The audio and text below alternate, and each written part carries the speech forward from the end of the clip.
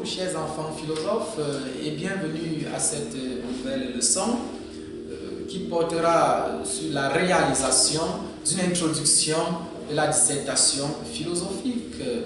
Il faut déjà rappeler que les séances précédentes, il s'agissait pour nous d'analyser le sujet, et dans l'analyse du sujet, nous avons ressorti les étapes. Après l'analyse du sujet, nous avons parlé de la problématique, de la problématisation du sujet qui consistait premièrement au problème philosophique et deuxièmement à la problématique.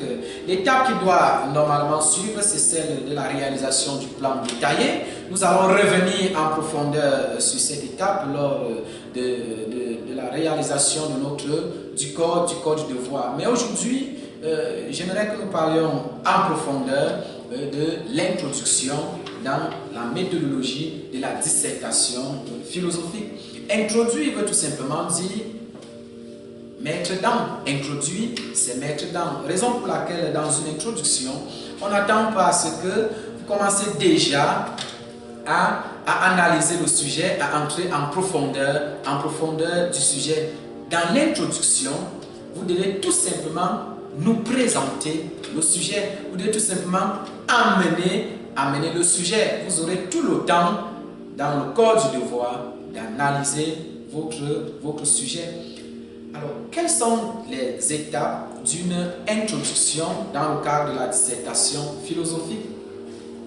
Dans le cadre d'une dissertation philosophique, il y a trois principales étapes. La première, c'est le préambule. En quoi consiste le préambule? Il consiste tout simplement à amener le sujet. Et on peut amener son sujet de différentes manières. Tout dépend, n'est-ce pas, de la sagacité, des dispositions de tout un chacun. On peut amener un sujet par la définition d'un concept clé ou alors de deux concepts clés. On peut amener un sujet par l'histoire de la philosophie. Nous allons y revenir lorsque nous allons traiter des différents sujets. On peut amener un sujet par un fait d'actualité. On peut amener un sujet par un fait d'actualité. On peut amener un sujet par opposition de deux citations ou alors par opposition de deux idées. Et en ce qui concerne l'opposition de deux citations, il y a, vous devez être très prudent à ce niveau. Lorsque vous amenez par opposition de deux citations, vous devez, après chaque citation, expliquer la citation en d'autres termes. Un exemple très simple, j'ai décidé d'amener par deux citations. René Descartes affirme: c'est proprement avoir les yeux fermés, sans tâcher jamais de les ouvrir, que de vivre sans philosopher. Fin de citation. En d'autres termes, pour l'auteur, la philosophie est indispensable pour l'homme. Contrairement à René Descartes, Karl Marx affirme: jusqu'ici, les philosophes n'ont fait qu'interpréter le monde de différentes manières, alors qu'il s'agit de le transformer. Fin de citation. Pour Karl Marx, la philosophie n'est qu'une interprétation du monde. Elle n'a rien à voir avec les problèmes existentiels de l'homme.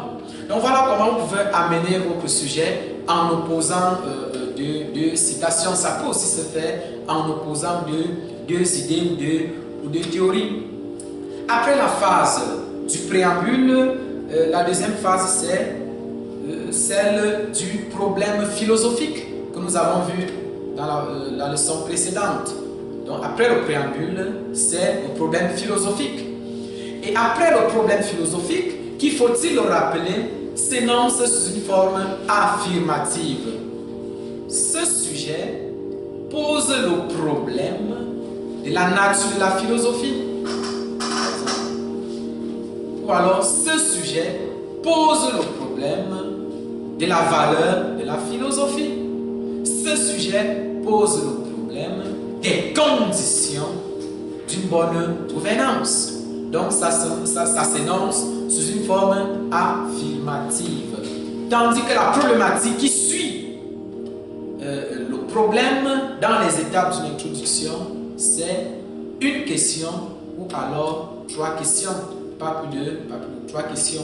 Donc, voilà les différentes étapes d'une introduction dans la dissertation philosophique. Alors, nous allons ensemble réaliser, si vous le permettez, une introduction philosophique. Voici celle que je vous propose.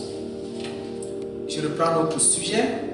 Expliquer, commenter et discuter cette assertion de Platon dans la République. Il faudrait, pour le bonheur des États, que les philosophes fussent rois ou que les rois fussent philosophes. Introduction. La question de la gouvernance a toujours fait l'objet d'une grande préoccupation dans l'histoire de la philosophie politique. Elle prend source dans la tradition grecque antique et fait l'objet d'une attention particulière chez Platon. Ce dernier, par souci de dépasser les multiples crises politiques de l'histoire, notamment celle d'Athènes dont il est témoin, se propose de penser une forme meilleure de gouvernance où la justice constitue le socle de la vie collective. Et l'accomplissement politique de l'idéal de justice est pour Platon le fait d'hommes éclairés, c'est-à-dire des philosophes. Voilà pourquoi il déclare, je le cite, qu'il faudrait pour le bonheur des États que les philosophes fussent rois ou que les rois fussent philosophes. Nous avons amené notre sujet et la méthode que nous avons utilisée ici, c'est l'histoire de la philosophie. Il pose ainsi le problème des conditions de la bonne gouvernance des cités. Voilà énoncer clairement notre problème. Toutefois, même s'il est vrai que la philosophie peut penser les principes du savoir-vivre ensemble, les réalités du pouvoir politique sont-elles toujours compatibles avec l'idéal moral du philosophe?